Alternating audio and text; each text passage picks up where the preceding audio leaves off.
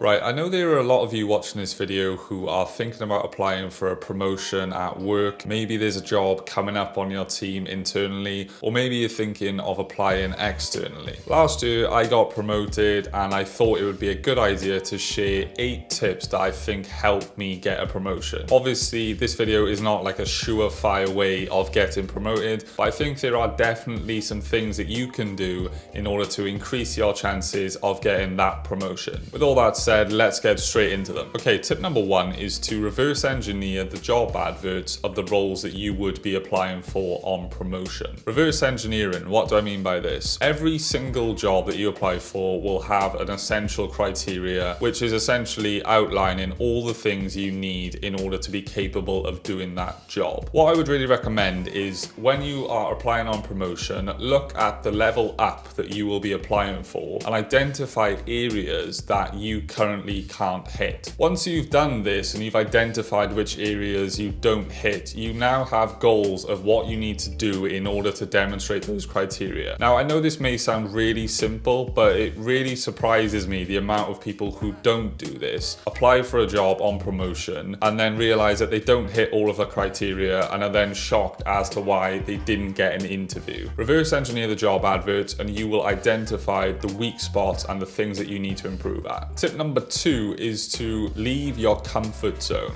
Now, unfortunately, if you want to get that promotion, you're probably going to have to leave your comfort zone in order to get the missing criteria that you identified when you reverse engineered the job adverts. You need to start volunteering for things. Management are always looking for volunteers for networking groups or starting events, etc. So you need to start putting your name forward for these things in a strategic way. So if you need to improve leadership, for instance, you need to demonstrate leadership skills. Volunteer for a project where you can lead a certain aspect of it. And that way, when you apply for jobs on promotion in the future, you can then say, well, I volunteered on this project and I led on that. Volunteering is a really, really good way of doing this. Another thing I would recommend is that if you need presentation skills, but you don't give a lot of presentations in your job, one of the things that I found helpful was to set up show and tells with my team. This lends itself really well to analytical work, but you can also do this for pretty much any job. And a show and tell is when you essentially invite everyone on your team to a meeting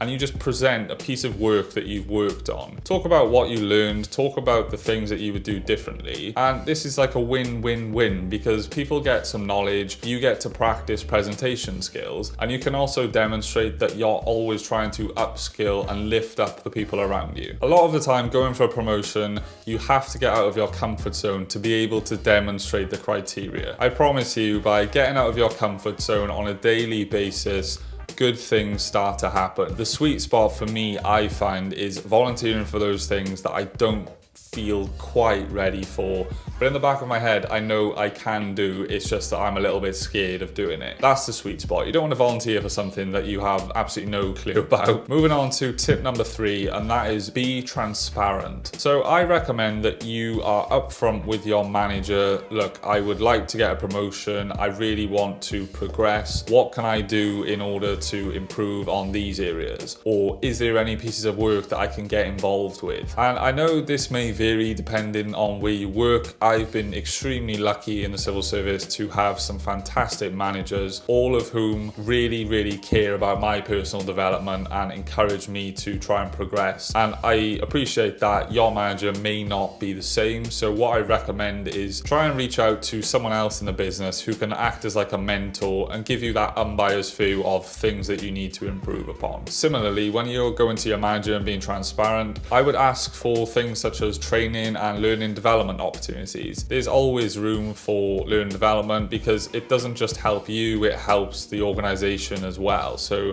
if you wanted to do a certain qualification or you wanted to go on a course which is run externally, it's worth asking your manager. You have nothing to lose by asking. Tip number 4 is to act the part. Now, don't take the mick with this one. Don't like fake it until you make it sort of thing. But what I mean by this is that you have to have that self-confidence and belief that you should be promoted. If you don't believe that, then why should other people around you? And I guess this one applies more if you're applying internally. A lot of the time you may be applying with peers around you, so you're all kind of going for the same role. And if you just act the part and lead by example, if you do get promoted, then at least they can say, oh yeah, well, that person deserved it. They've always led by example. Particularly when you're in meetings and workshops, etc. Speak up and give your opinion. Don't just feel like that's limited for people higher than you. People definitely notice if you are willing to put yourself out there, give your opinion, volunteer for things, act the part and lead by example as if you were already in that promoted role. Tip number 5 is to incorporate new skills into the way that you work. So maybe you've reverse engineered the job advert and you've worked out that you need to start using a new piece of software, or you've worked out that you need to be skilled in a new kind of project management. Try and incorporate those skills into the way that you currently work. Now, I know that this isn't always possible, but if you can, I think this is a win-win, because not only are you learning and developing in your current role, but you're building for future roles as well. So an example of this for me is that I've always wanted to continue to learn Python, but it's just been one of those things that I pick up and then put down. So currently I've been doing a lot of work in Python, doing requests that I know I can do in other software, but I force myself to do it in Python. Even though it might take me a little bit, few hours longer, it's really helpful being able to use new software to do something that you already know you can do, because you know how it should work using the other tools. So it's just a case of learning how that software works. I also think that it's not going to be possible all of the time to incorporate this learning into your job.